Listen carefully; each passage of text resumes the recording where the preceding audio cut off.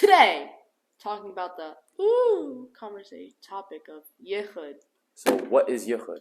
Yichud basically means privacy, seclusion. So that's what the word means, but okay, how does this apply in life? So with whom is Yichud forbidden? Yichud only ever applies to seclusion of a man and a woman. So it doesn't apply ever to two women or two men. But why is it actually prohibited? Because in the case of a man and a woman, obviously, there can be attraction. And with this, even if you say, oh, I don't like that person, like I would never do something, all of us have something inside of us called a Yetzer Hara and a Yetzer Tov. The Yetzer Hara is our animal soul, our evil inclination, and our Yetzer Tov is our godly soul, our what makes us strive to be better people. So with this, our Yetzer Hara in a situation like this, it's going crazy. No one is able to fully subdue the Yetzer Hara unless you're tzaddik, and that's a whole other story.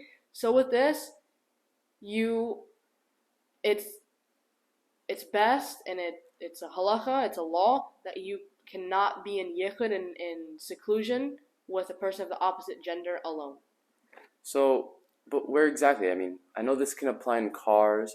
It applies to cars, right? And it applies to beaches. It applies to anywhere. So all situations have their own laws. So in a car, for example, in the daytime, there is generally no problems as long as the tint isn't super strong. Like if it's not completely blackout, then there's no issue. And if it is, then just open the windows. In the nighttime, there are more issues associated.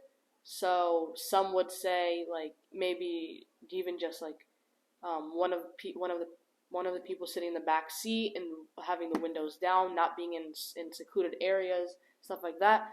In a house, for example, there are ways to make basically a room a separate house. So I think in most cases, I'm not 100% sure on this, but if one person locks the door of the room they're in, that is considered their own separate house, and they're not violating the laws of Yichud, the halachas of Yichud. But keep in mind, Yichud does not apply between close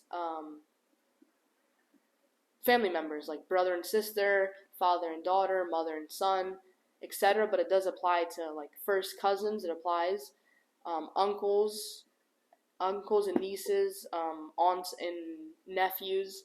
If you're not direct family, the laws of Yichud apply.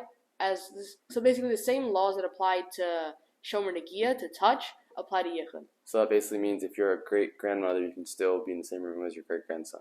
It's fine. So it's like the direct lineage. Now, you also must... Now, the question arises, how about with non-Jews? Can I be in the same room with them, or can I not do that? So it's the same thing. Regardless if one of the people are Jewish or if they're not, obviously, if you're cognizant of the laws of Yichud, then I assume one of you are Jewish. So let's say me and the non-Jewish man, if we're in the same room, well, it still applies. It doesn't matter. It applies to any and all men. As long as it's not my brother. So my brother, I can be in a room alone with him. My father, I can be in a room alone with him. My future husband and my future sons and grandsons, God willing, I can be in a room alone with all of them. But for example, being in a room alone with, I don't know, a teacher, a rabbi, it's not allowed. Or even just doctors. Doctors can be complicated. So let's say I have a non-Jewish doctor, it would be more keep the door open, ask to not close the door. But there are exceptions. So in summary, it applies to any and all not directly related people of the opposite gender, regardless, Jews, non-Jews, regardless of sexual orientation, doesn't matter. If you're the opposite gender and they're not direct family, laws of Yichud apply. And it doesn't matter if you're If you identify as queer or if you're in those, I don't know what gender I am, it doesn't matter. Whatever If your biological gender is the opposite of the other person, it's not allowed. No. So That summarizes that. You want to mention anything else? there are more specific situations, and with this, specific situations go obviously with their own rules. So feel free to reach out or reach out to your local rabbi, and yeah. Stay tuned for more.